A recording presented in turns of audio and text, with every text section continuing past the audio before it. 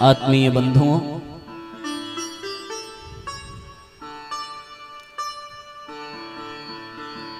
हमारा ये देश, ये धरती ऋषि सत्ताओं की भूमि रही है। इस संसार में मानवता को सार्थक बनाने के लिए जितने भी अनुसंधान हुए, उन सब का श्रेय केवल और केवल हमारे ऋषि सत्ताओं को जाता है। ऋषियों महर्षियों ने हिमालय की कंदराओं में बैठ करके बड़ा कठोर तप किया है, और वो तप अपने कल्याण के लिए नहीं किया। वो तप उन्होंने केवल और केवल समाज के उत्थान के लिए किया। समाज की समस्याएं, परिवार की समस्याएं, व्यक्ति की समस्याएं, इस जगत के जितने भी जंजाल हैं, उन सब से हम कैसे बचें, हम कैसे अपने आप को उनमें उलझने से रोकें, इन सभी बिंदुओं पर ऋषियों महर्षियों ने अपने तप के माध्यम से, अपने ज्ञान के माध्यम से, अपने पुरुषार्थ के माध्यम से बड़ी कठोर साधना की, बड़े बड़े अनुष्ठान किए, बड़े बड़े अनुसंधान किए, और उन शोधों के पश्चात, उन अनुसंधानों के पश्चात उनको जो प्राप्त हुआ देवताओं से, परमात्मा से, उन सूत्रों को वो जन सामान्य तक पहुंचाने के लिए अनेकानेक माध्यम से सदैव संलग्न रहे। उनका ये निरंतर प्रयत्न रहा कि इस संसार में निवास करने वाला प्रत्येक प्राणी, उसकी आत्मिक प्रगति हो, उसकी भौतिक प्रगति हो, वो अपने परमात्मा तक पहुंच सके, वो अपने इष्ट का अनुसरण कर सके, वो श्रेष्ठ बन सके, वो उत्थान की ओर चल सके। पर दुर्भाग्य हम सबका कि हमने उन ऋषियों के सूत्रों को स्वीकार न किया, हम आत्मसात न कर सके, हम अपने जीवन में उन सूत्रों को उतार न सके, और परिणाम ये निकला कि मानवता सिद्धांत की दृष्टि से, अनुशासन की दृष्टि से, नैतिकता की दृष्टि से, चरित्र की दृष्टि से, चिंतन की दृष्टि से, व्यवहारिकता की दृष्टि से, गुण कर्म स्वभाव की दृष्टि से निरंतर पतन की ओर जाती रही। इस बात का कष्ट प्रत्येक ऋषि सत्ताओं को, प्रत्येक दैवीय शक्तियों को सदा से रहा है। हम जैसे जैसे पतन की ओर जाते हैं, वैसे वैसे आसुरी शक्तियां बढ़ती चली जाती हैं, और हम जैसे जैसे उत्थान की ओर जाते हैं, वैसे वैसे हम दैवीय शक्तियों को मजबूती प्रदान करते हैं। साथियों, आज या तो फिर कल अथवा परसों अथवा भविष्य में कभी भी हमें जब कभी भी आगे बढ़ने के लिए सोचना होगा, तो उन ऋषियों के द्वारा दिए गए सूत्रों का ही अनुसरण करना पड़ेगा। उन ऋषियों ने जो शोध किया है, जो हमें आर्ष ग्रंथों के माध्यम से, जो साहित्यों के माध्यम से, जो अपने तप अनुष्ठान के माध्यम से उन्होंने प्रदान किया है, उन सब को हमें अपने जीवन में धारण करना ही पड़ेगा। मनुष्य में देवत्व को जगाने और धरती पर स्वर्ग के अवतरण के लिए परम पूज्य गुरुदेव ने एक महान संकल्प को सिद्ध करने के लिए उन्होंने भी इन ऋषियों के तरीके से अपने आप को तपाया, अपने आप को गलाया, और ऐसे ऐसे सूत्र निकाल करके हम सबको अपने साहित्य के माध्यम से प्रदान किया कि यदि हम उन सूत्रों को अपने जीवन में धारण कर लें, तो निस्संदेह हमारा जीवन देवत्व से परिपूर्ण हो जाए। हम व्यक्तिगत दृष्टि से देखें, व्यक्तिगत स्तर पर, तो भी हम दैवत्व से बहुत दूर हैं। पारिवारिक स्तर पर देखें तो पारिवारिक स्तर पर भी हमारे जीवन में बड़ा कोलाहल है, बड़ी परेशानियां हैं। सामाजिक स्तर पर देखें तो सामाजिक स्तर पर भी देखने पर लगता है कि मनुष्य मनुष्यता से बहुत दूर है, क्योंकि ऐसे ऐसे उच्छृंखल क्रियाकलाप हमारे समाज में संपन्न होते हैं, जिसके नाते हमारे इन सब क्रियाकलाप ये सिद्ध करते हैं कि आज मनुष्यता बहुत दूर चली गई है, मनुष्य आज खोखला हो गया है, मनुष्य का व्यक्तित्व उत्थान की बजाय पतन की ओर चला गया है। हम सबका उद्देश्य यही है कि परम पूज्य गुरुदेव के स्वप्न को साकार किया जाए, और हम सब अपने भीतर देवत्व को जागृत करें और इस धरती पर स्वर्गीय वातावरण का आनंद ले सकें। पर उसके लिए कुछ परिष्कार करना पड़ेगा, उसके लिए कुछ स्वीकार करना पड़ेगा, उसके लिए कुछ परिवर्तन की आवश्यकता है, उसके लिए कुछ चिंतन की आवश्यकता है, उसके लिए हमें कमर कसनी पड़ेगी, उसके लिए हमें अपने दिनचर्या, अपनी जीवनचर्या में कुछ परिवर्तन लाना पड़ेगा, कुछ ग्रहण करना पड़ेगा और कुछ का त्याग करना पड़ेगा, तब जाकर के बात बनेगी। व्यक्तिगत स्तर पर भी यदि हम कल्याण चाहते हैं तो भी हमें कुछ छोड़ने की आवश्यकता है, कुछ आदतों को छोड़ें, कुछ स्वभाव में परिवर्तन लावें, तब जाकर के व्यक्तिगत जीवन सुधरेगा। पारिवारिक जीवन में भी कुछ सिद्धांतों को त्यागना पड़ेगा, कुछ सिद्धांतों को ग्रहण करना पड़ेगा, किसी श्रेष्ठ को आदर्श बनाना पड़ेगा। तदनुसार जब हमारा परिवार चलेगा तब हम उस परिवार में स्वर्गीय वातावरण का दिव्य आनंद ले पाएंगे।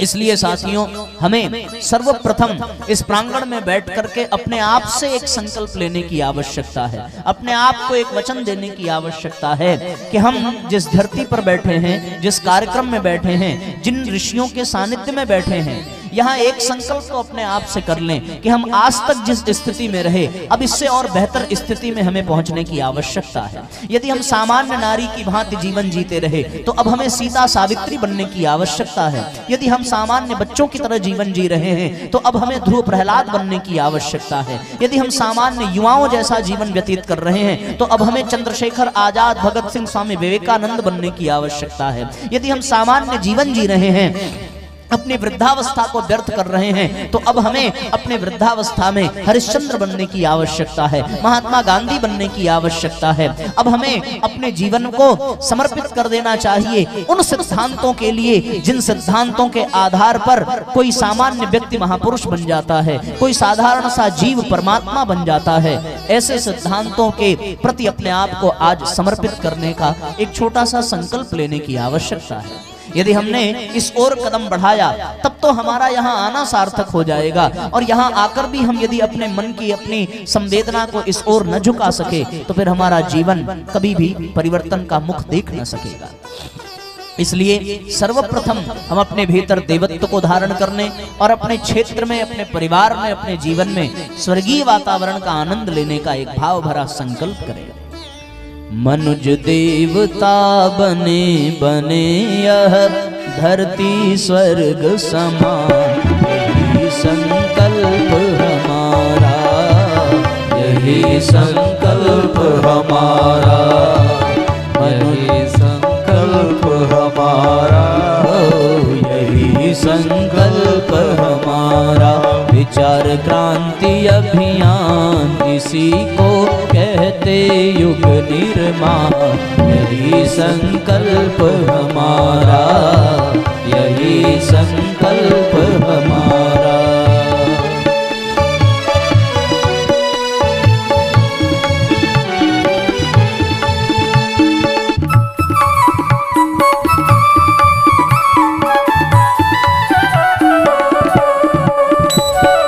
भावपूर्वक तालियां बजाइए।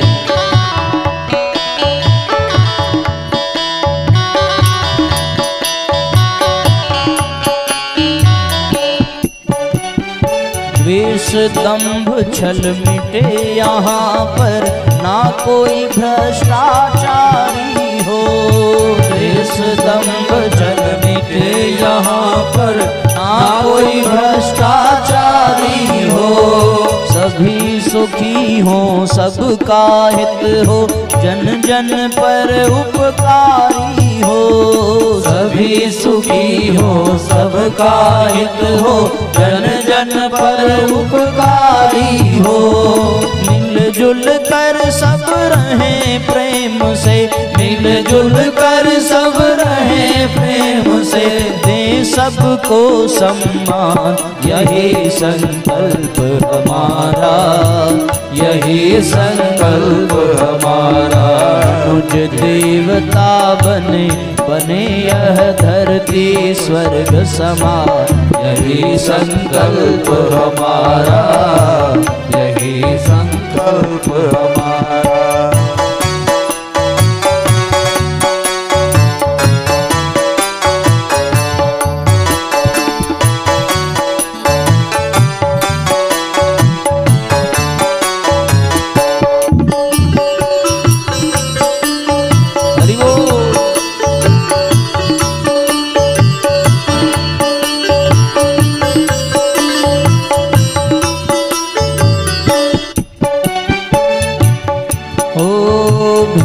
भेदभाव हो दूर सिख हिंदू मुस्लिम ईसाई का।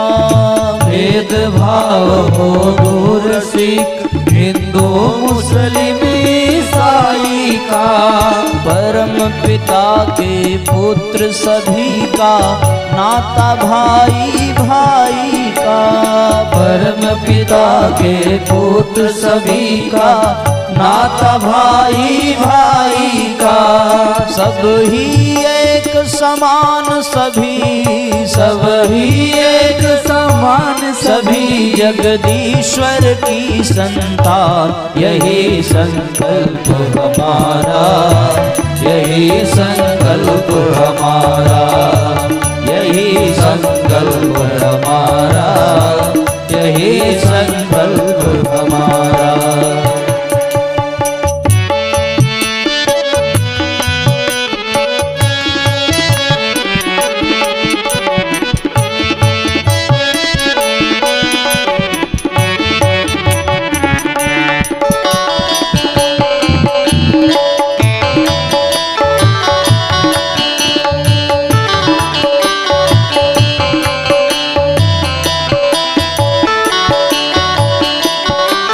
सदाचार अपनाए सब जन प्रभु के साझेदार बने।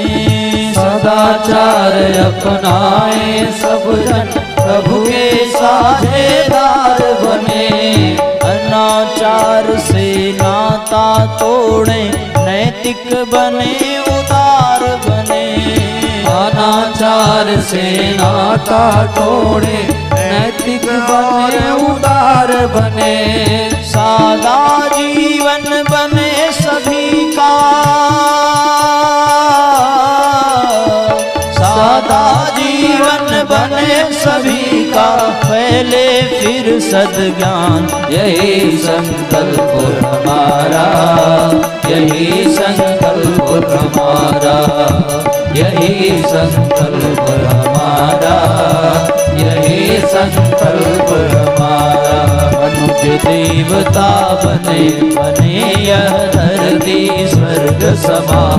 यही संकल्प हमारा, यही संकल्प हमारा, यही क्रांति अभियान किसी को कहते युग निर्माण। यही संकल्प हमारा, यही संकल्प हमारा, यही संकल्प हमारा, यही संकल्प हमारा, यही संकल्प हमारा, यही संकल्प हमारा।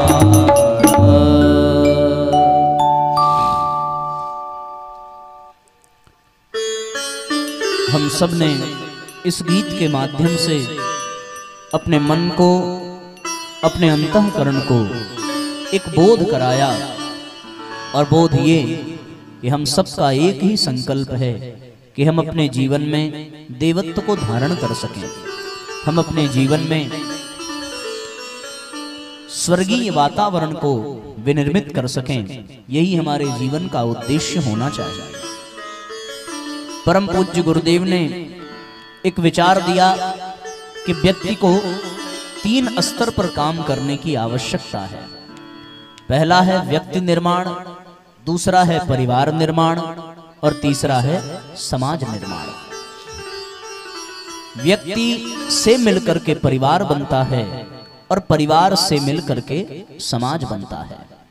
कई सारे व्यक्ति एक स्थान पर रहें तो वो परिवार बन जाता है, कई सारा परिवार एक स्थान पर हो तो वो समाज बन जाता है, और फिर समाज के, कई सारे समाज के एक रूपता की वजह से राष्ट्र का निर्माण होता है। पर इन सब के केंद्र में जो मुख्य बिंदु है वो है साथियों हमारा परिवार। परिवार व्यक्ति का भी निर्माण करता है, परिवार समाज का भी निर्माण करता है, क्योंकि परिवार से ही समाज बनता है और व्यक्ति भी परिवार की खदानों से ही निकल करके आते हैं। जैसा परिवार होता है वैसा ही व्यक्ति होता है, या फिर ऐसे भी कह सकते हैं कि जैसा व्यक्ति होता है वैसा परिवार होता है। सब एक दूसरे के पूरक हैं, एक बिगड़े तो दूसरे को बिगड़ने में देर नहीं लगती। परिवार बिगड़ जाए तो व्यक्ति बिगड़ जाता है, और व्यक्ति बिगड़ जाए तो परिवार बिगड़ जाता है, दोनों बिगड़ जाए तो समाज बिगड़ जाता है। आज हमारे समाज में यही स्थिति है। क्या हमारा समाज भी दूषित हो चुका है, हमारे परिवार में भी विकृति आ गई है, और हमारा व्यक्तित्व भी पतित हो चुका है। इसे हमें ठीक करने की आवश्यकता है। स्वस्थ शरीर, स्वच्छ मन, सभ्य समाज, ये परम पूज्य गुरुदेव की संकल्पना है। इसके लिए उन्होंने केवल कल्पना मात्र नहीं की, बल्कि ऐसे अनेकों सूत्र प्रदान किए जिसके माध्यम से हम अपने व्यक्तित्व को शानदार बना सकते हैं, हम अपने परिवार को सुंदर बना सकते हैं, और हम अपने समाज को श्रेष्ठ बना सकते हैं। इसलिए साथियों, ये आवश्यक है कि हम अपने जीवन में इन चीजों को स्थान दें और इस बात के महत्व को समझें कि कैसे हमारा व्यक्तित्व श्रेष्ठ बनेगा, कैसे हम परिवार को श्रेष्ठता प्रदान कर सकते हैं, और किस प्रकार से हम अपने समाज को सभ्य बना सकते हैं। शुरुआत कहाँ से करनी पड़ेगी? शुरुआत परिवार से ही करनी पड़ेगी, क्योंकि परिवार से ही तो व्यक्तित्व निकल करके आता है।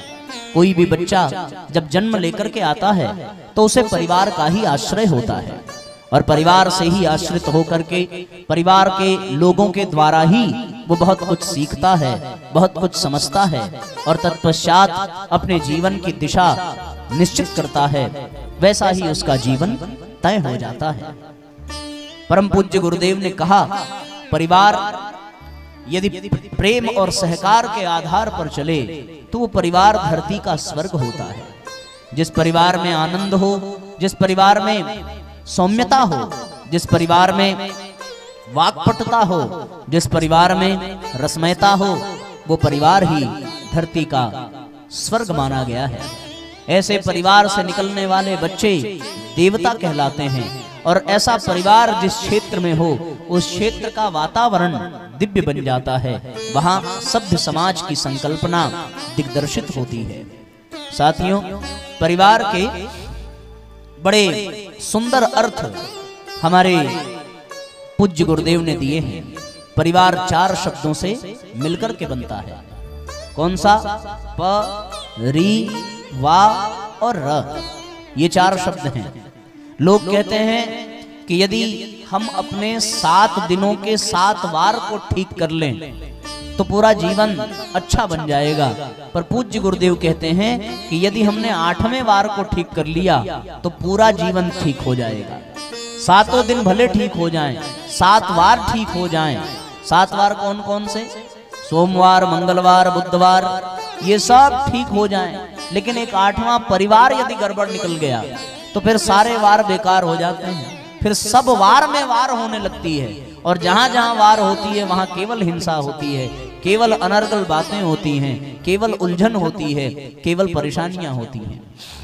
इसलिए वार से बचने के लिए बाकी वार को आप ठीक करें चाहे ना करें, लेकिन परिवार को ठीक करना अत्यंत आवश्यक हो जाता है।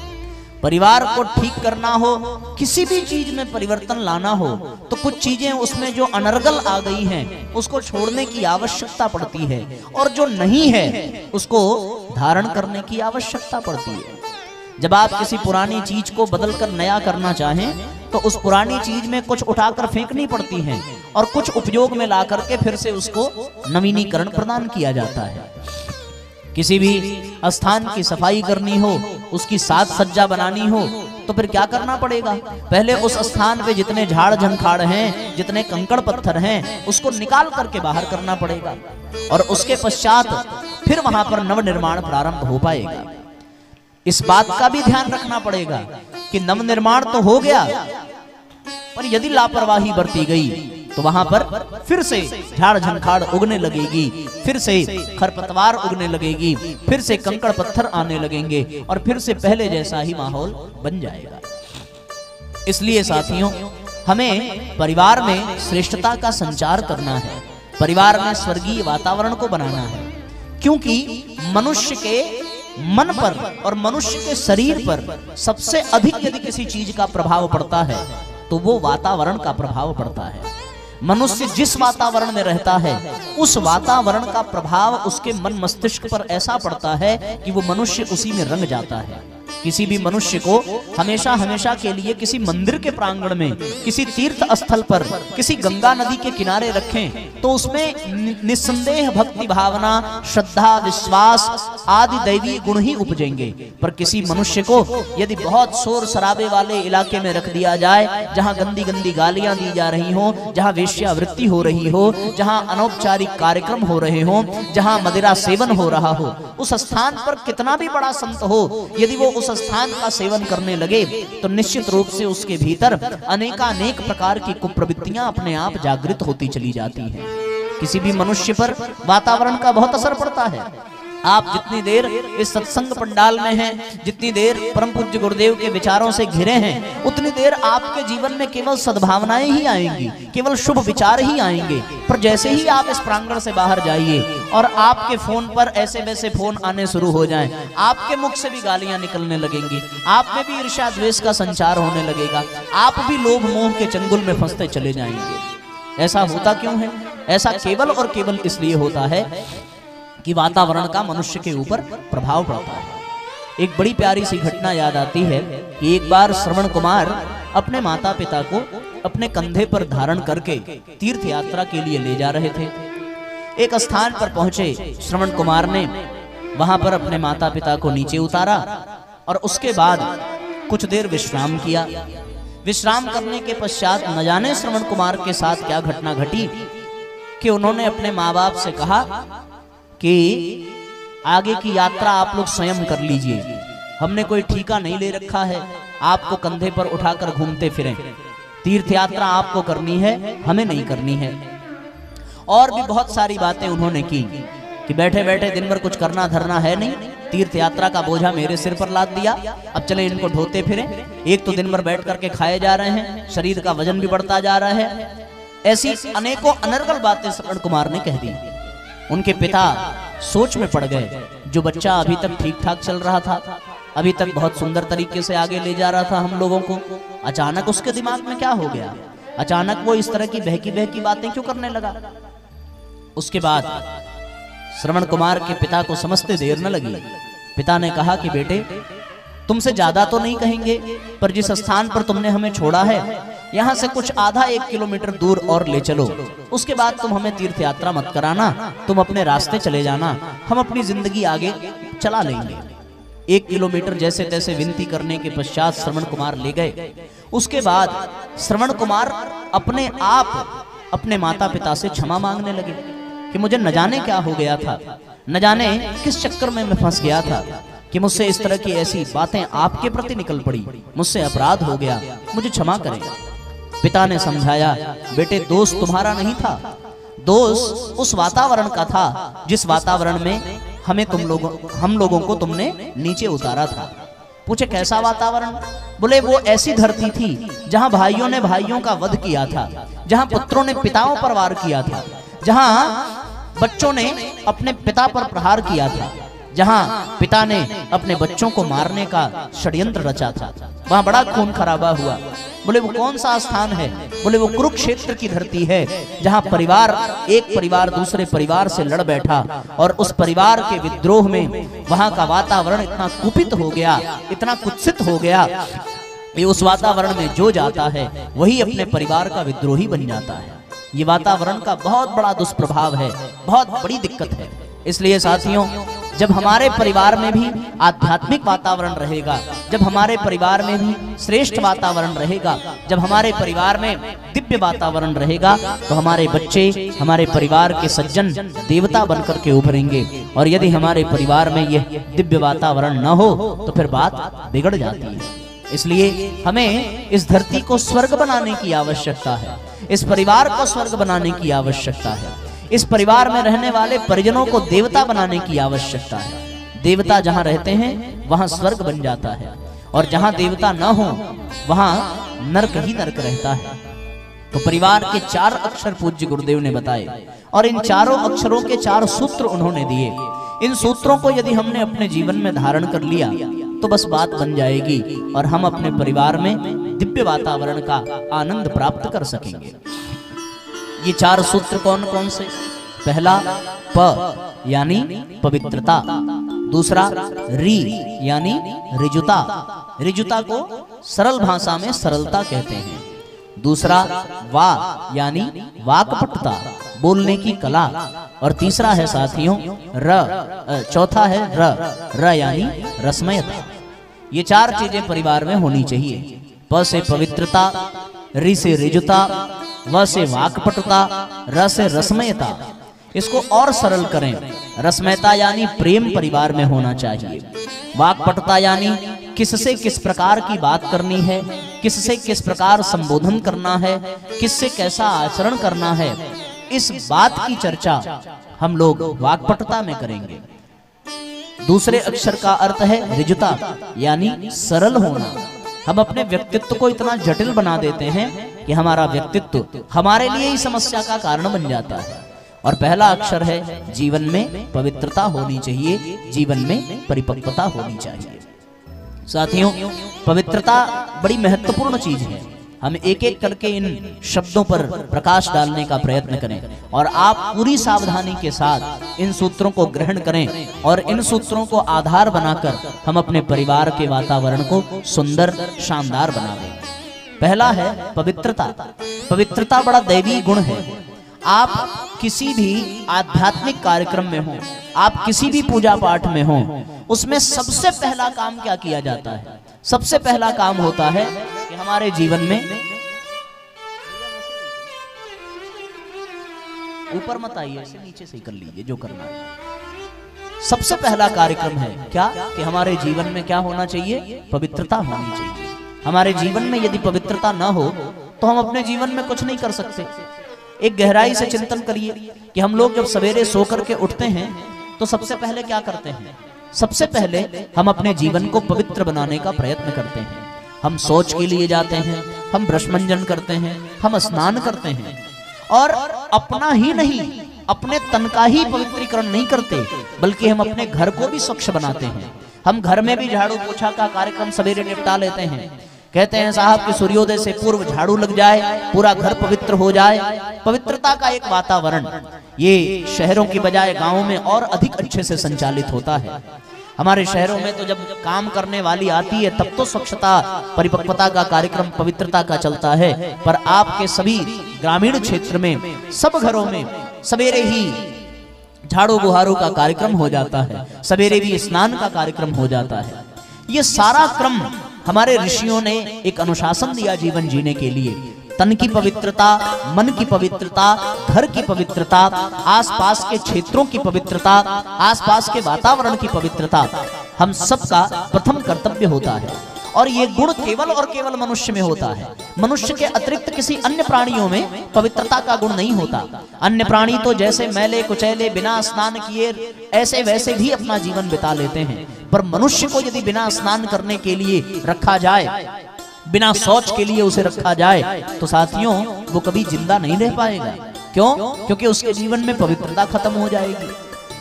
वो अपवित्र नहीं रह सकता। उसके जीवन में कदम कदम पर पवित्रता की आवश्यकता है। यदि पवित्रता न हो तो फिर जीवन में आनंद नहीं आता। आप अपने आप को गंदगी से भर करके देखिए तो उस गंदगी के नाते आपके जीवन में अनेकानेक रोग आ जाएंगे, अनेकानेक दुर्भावनाएं आ जाएंगी, अनेकानेक प्रकार के दुर्गंध आ जाएंगे, अनेकानेक प्रकार के मनोविकार आ जाएंगे। इन सब से बचने के लिए हमें क्या करना पड़ता है? हम अपने बिस्तर को स्वच्छ करते हैं, अपने कमरे को स्वच्छ करते हैं, अपने तन को स्वच्छ करते हैं, अपने मन को स्वच्छ करते हैं। पर एक बात का ध्यान रहे, बाहरी स्तर पर जो किया जाए उसको स्वच्छता कहते हैं, उसको सफाई कहते हैं, लेकिन जो भीतरी स्तर पर किया जाए उसको पवित्रता कहते हैं। और परिवार का प शब्द स्वच्छता के लिए नहीं, पवित्रता के लिए निर्देशित करता है। उसको स्वच्छता नहीं चाहिए, उसको पवित्रता चाहिए। आपका घर कितना भी चमकता रहे पर जीवन में पवित्रता न हो तो वो घर की स्वच्छता बेकार हो जाती है। आपके कपड़े कितने भी सुंदर हों पर आपके विचार दूषित हों तो वो कपड़ा किसी काम का नहीं रह जाता। आपके पास कोई बैठना पसंद नहीं करेगा। और आपके कपड़े थोड़े से मैले भी हों, थोड़ा सा फटा भी हो, पर आपके विचार सुंदर हैं, आपकी वाणी पवित्र है, आपकी भावनाएं शुद्ध हैं, तो बड़े से बड़ा आदमी भी आपके पास बैठने पर आनंद का अनुभव करता है। इसलिए साथियों, सर्वप्रथम हमें स्वच्छता से भी कहीं अधिक अपने जीवन में पवित्रता को स्थान देने की आवश्यकता है। ये पवित्रता हमारे तन की होनी चाहिए, ये पवित्रता हमारे मन की होनी चाहिए, ये पवित्रता हमारे अंतःकरण की होनी चाहिए। स्वच्छता तो हम घर के भी कर लेते हैं, स्वच्छता हम अपने पदार्थों की भी कर लेते हैं, स्वच्छता हम अपने सभी वस्तुओं की कर लेते हैं, लेकिन हम पवित्रता से अपने आप को निहाल नहीं कर पाते। और जब तक जीवन में पवित्रता ना हो, तब तक साथियों हमारे जीवन में आनंद का संचार नहीं होता, क्योंकि आनंद ही परमात्मा है। और आप लोगों ने वो गीत सुना ही होगा कि जब तक हम लोग अपने आंगन को नहीं बुहार लेते, तब तक हमारे जीवन में भगवान आ नहीं पाते। इसलिए आंगन को बुहारना पड़ेगा, जीवन में पवित्रता को स्थान देना पड़ेगा, तब जाकर के जीवन में आनंद का संचार होगा।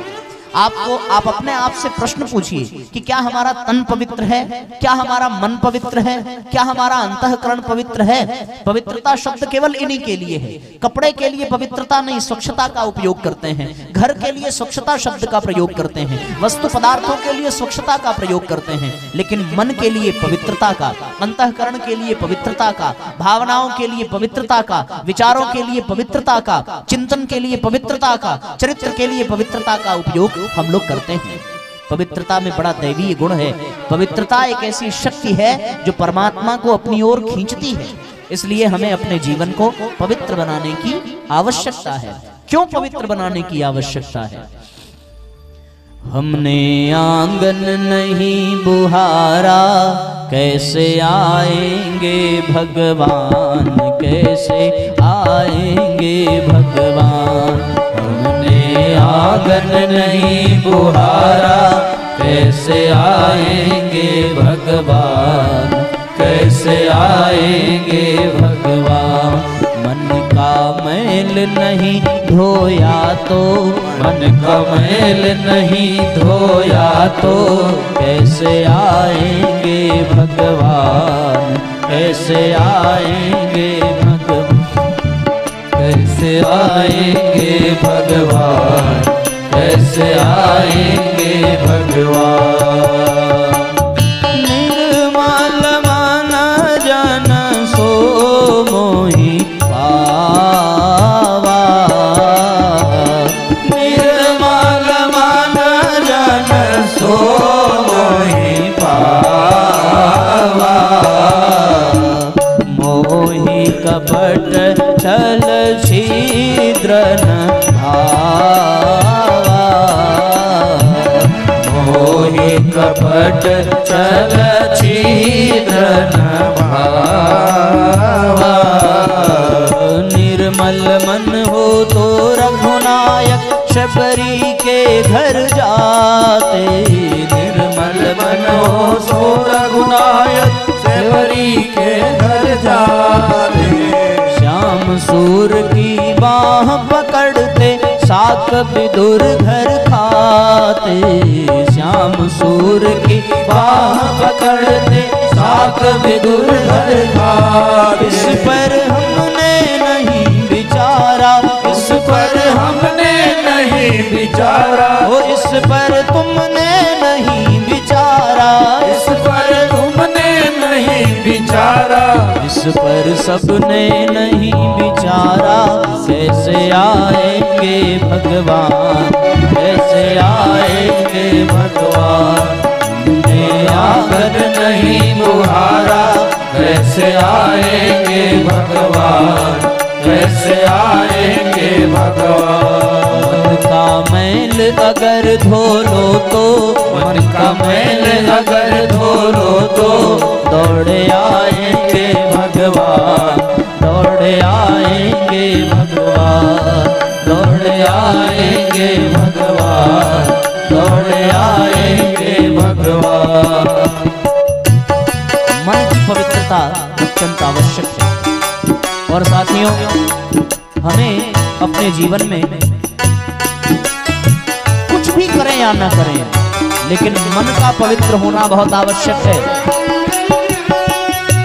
परम वंदनीय माता जी ने एक छोटी सी पंक्ति गाई है। मन में लाही रहा अगर तो, मन में लाही रहा अगर तो, उजला तन बेकार है। मन में लाही रहा अगर तो, उजला तन बेकार है। जनहित में जो लगा न जीवन, वह जीवन बेकार है। जनहित में जो लगा न जीवन, वह जीवन बेकार है। वह जीवन बेकार है, वह जीवन बेकार है। सभी भावपूर्वक तालियां बजाइए।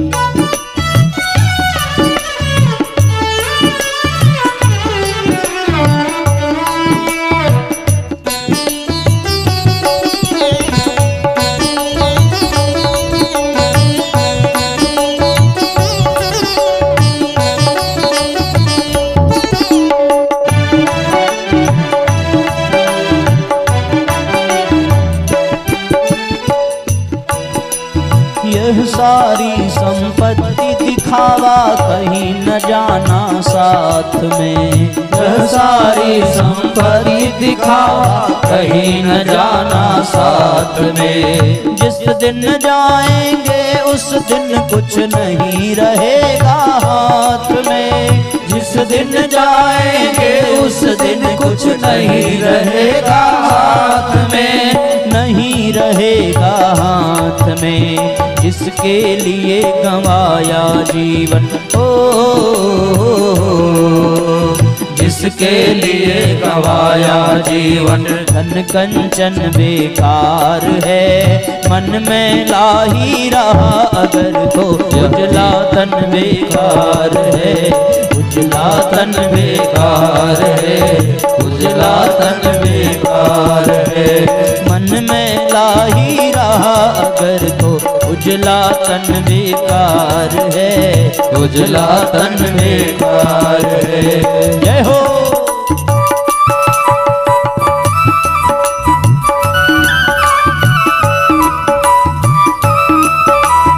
आओ भरी तालियां बजाइए।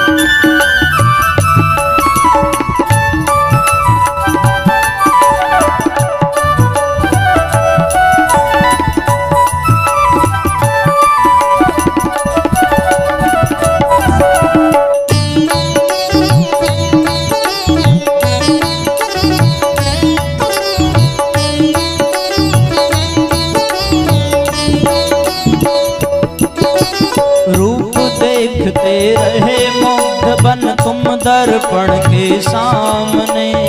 रूप देखते रहे मुग्ध बन तुम दर्पण के सामने। वृद्धावस्था आने वाली है कब सोचा आपने। वृद्धावस्था आने वाली है कब सोचा आपने। है कब सोचा आपने।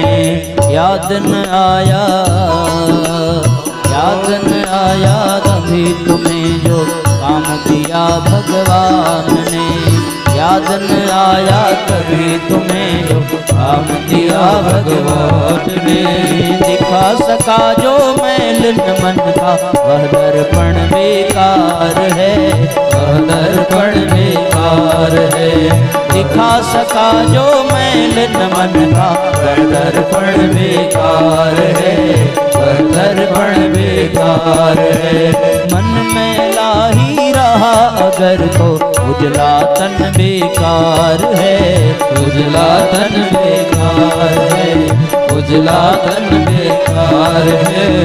उजला तन बेकार है। तन को कितना भी चमका लिया जाए, इस तन पर पहनने वाले वस्त्र को कितना चमका लिया जाए, पर यदि हमने अपने मन को न चमकाया, यदि हमने अपने मन को पवित्र नहीं बनाया, तो न हमारा जीवन सुंदर बन पाएगा और न हमारा परिवार सुंदर बन पाएगा।